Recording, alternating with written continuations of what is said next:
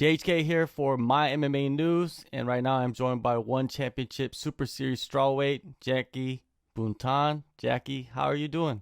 I'm doing well. Thank you for having me. No doubt, no doubt. Now, the first thing I want to get into is Boxing Works and the whole story behind you ending up there. Because from what I remember, you've been there for a long time. Yeah, the only gym and coach I've ever been with. Pretty much, I was always like a tomboy growing up, always wanted to do martial arts, and none of them really caught my eye besides Muay Thai, which my brother-in-law introduced me to it because he was training just for fitness.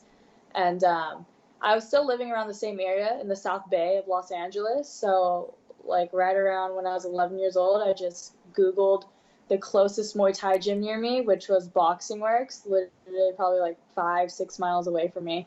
And I've been with Boxing Works and my coach Brian Popejoy ever since. So I was definitely lucky running into him and stumbling across the gym online. For sure. Now, when did you know after training that you wanted to actually get into professional fighting?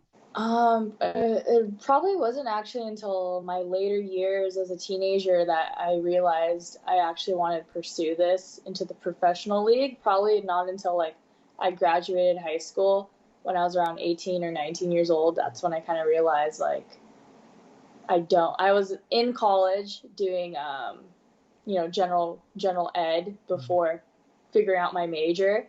And in that process, I was like, none of this seems interesting. I don't even know why I'm here. I'm just thinking about Muay Thai and competing 24/7. So just took the jump and went fully into it.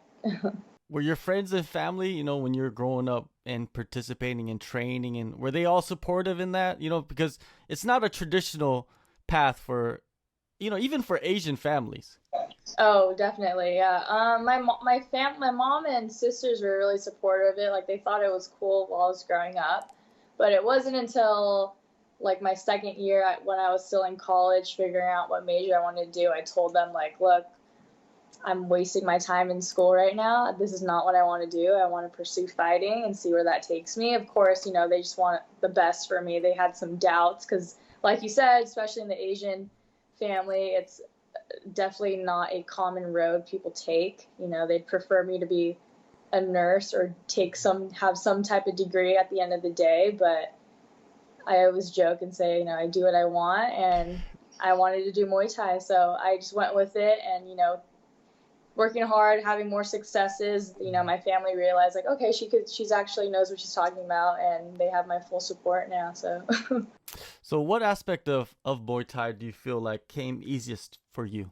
let's see, man, it's a while ago, but I think simply just the movement of it, if that makes kind of sense. Like, certain moves are always hard, especially when you're using your whole body.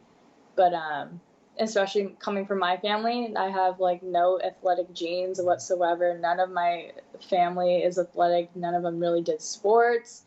But just learning certain movement with Muay Thai, for whatever reason, I was able to get down pretty quick. And I think that's what kind of boosted my confidence in pursuing it even more. Growing up, you're in Muay Thai, you're training, fighting, like outside of the gym. Has that ever happened with you?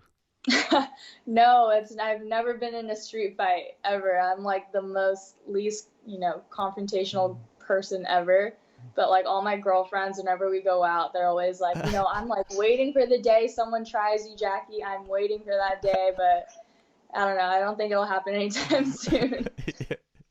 Yeah, the one thing about me is like I go to shows, and I do have friends that are fighters, and when you do go hang out with them, it's almost like you have these security guards around you. Me, because I'm not a fighter. Right. That they always joke about that too. Like I was actually just in downtown LA like a couple days ago for my girlfriend's birthday, and we're in a pretty, scary neighborhood, and they're kind of getting scared. Like, what are we scared for? Like, we have Jackie with us. We're fine. Like, they always joke about that stuff. You're like their Wonder Woman in a way. Yeah, pretty much. Free of charge. Yeah, for sure, for sure. Yeah, free of charge. You need to get paid for that sometime, someday, right? Now, yeah, when you're leading into your one championship debut, I think a lot of people were ignorant. Let's say you weren't familiar with everybody when you entered the promotion, right? And you went in there, and Wonder Girl was having all this hype, And, you know, I've interviewed Wonder Bro a few times, and I understood the hype, but then you went in there and you just blew the doors off, basically, the whole promotion, and like derailed that whole thing. You know, what was the reaction from the Filipino community, you know, your people, and especially the Filipino community in the Philippines? I feel like when I look at the comments, it's insane, like the support you get. Oh yeah, I feel like I have that whole nation rocking with me. It's pretty incredible, really, given the fact I've never even been to the Philippines. Like, all my sisters were born there, but I was the only one born and raised here in America. So yeah, it felt really incredible. Like, that definitely just wants me to work harder and to achieve my goals for them, for my friends, family, for myself. But yeah, I did like several interviews, maybe like just 2 interviews with Philippines media before that fight. And then after the fight, those 2 interviews just spiraled into, I swear, like 10 different articles and videos. And I don't even know who these people were, but they were just showing nothing but love and support. So it was awesome. How has it been embracing that, though? Is it kind of overwhelming? A little bit. I think it's different just because it's all online, you know. I feel like it'd be different if it was a physical interaction. I had them all kind of in my face. But taking it in virtually and stuff, it is kind of surreal to know that these people know who I am, you know. Like, these people all the way from the Philippines know who I am, just some girl from LA. Like, it's insane. It's almost a perfect storm for you to develop yourself in one championship, right? Instead of having all of that pressed onto you, you know, like you said, in front of your face. Let's say you did debut in the Philippines. Imagine that, like, you won, you beat Wonder Girl in the Philippines, and you're like walking the streets. People will be wanting pictures. It's a different situation. Oh yeah, definitely. Then I feel like I'd be quite overwhelmed with that if that was the situation. But yeah, the thing, I'm sure with like other cultures too, but the thing with Filipinos, like, they are so prideful, and like they will rock with you. If you're Filipino and you're doing it, making it happen, they will rock with you. So Yeah, it's gonna be I fun. can't complain about that. Yeah, and also, like, when they do open things up and one championship, their biggest shows are in the Philippines. That's what I Imagine heard. that. Imagine that. I told them too, like, that I'd love to fight there in Manila. You know, it'd be awesome. Now, with the performance you had against Wonder Girl, you know, and you get back into the gym, anything that you did not like about that performance? Yeah, I mean, there's always room for improvement, like specifics. I knew I threw my hands a whole lot. That's what was giving me success throughout the whole fight. And like, in the moment, I knew that, and I was just kind of stubborn with it. Like, I'm just gonna tag her with my hands the whole 3 rounds, you know. But watching it over, there were so many openings where I could have followed up with kicks, even knees, even elbows. So, you know, just little stuff like that, being able to follow up those punches and, you know, show more of my arsenal. Yeah, fighting with the smaller gloves is just must be an incredible experience. Yeah, that was my first time fighting with the 4-ounce MMA gloves. Definitely different, but at least on my end, you know, it's a cool feeling being able to throw clean shots that land.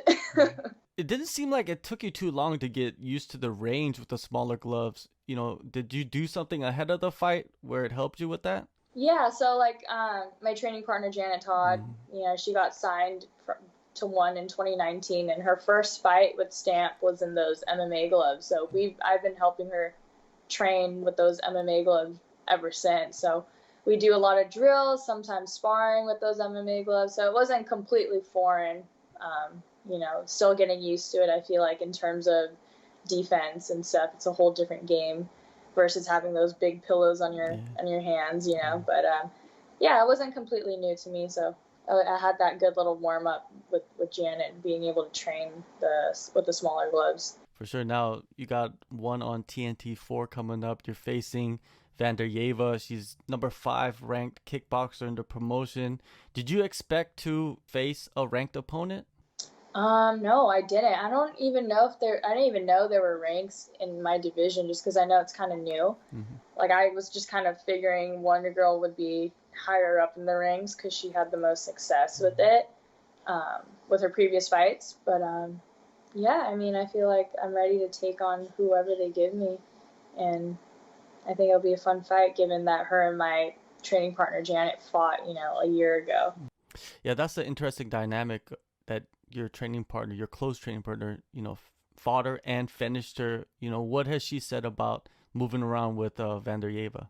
Yeah, she took she gave me little bits of pieces of stuff that she remembered in that fight in terms of like what she threw, how she threw it, little stuff like that. So, that kind of helped me get an idea, that little mental aspect as to how I want that fight to go down in my head, and it's my job to execute it that way. Do you watch a lot of tape on your opponents, or do you just let your coaches do all of that stuff? I let my coaches do, but like I'll watch maybe like 1 round, 2 rounds maybe. I really don't like to watch too much just because sometimes I'll like tend to overthink it, and that kind of spirals downwards. So I'll just watch a round or two to get an idea of their style, their movement, and I'll let my coach watch it, and we'll figure out the game plan from there. When you look at Vandaryeva and then you look at Wonder Girl, what differences do you see?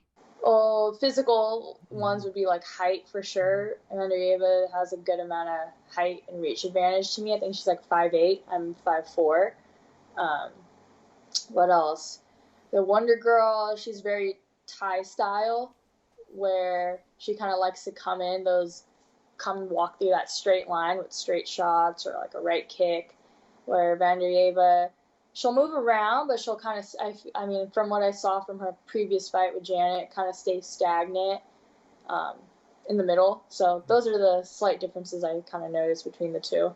When you look at this fight, I know a finish is always something that you want, but what is the best finish? Is it a knockout with the hands, or is it a knee?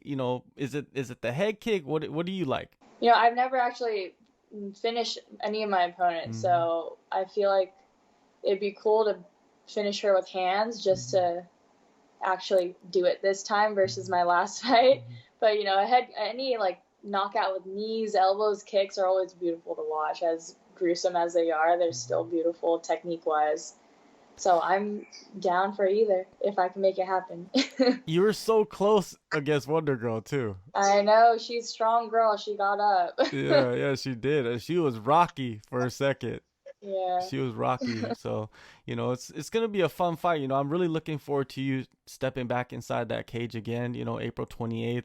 And it's going to be on TNT. Does that mean anything extra special for you, being on primetime TV? Oh, yeah. I mean, I was, really grateful and, happy that they wanted me back so soon. Wanted to make a good first impression, and just them wanting me back kind of proves that I did. And having it being on TNT for, me being Filipino American, being born and raised here in America, means the world to me. So it's really awesome. It's kind of surreal now that I can say, yeah, it'll be on TV. You can watch my fight on TV. It's a cool thing to say. Jackie, thank you so much for the time, and good luck on the fight and your career, moving up. Thank you so much for having me.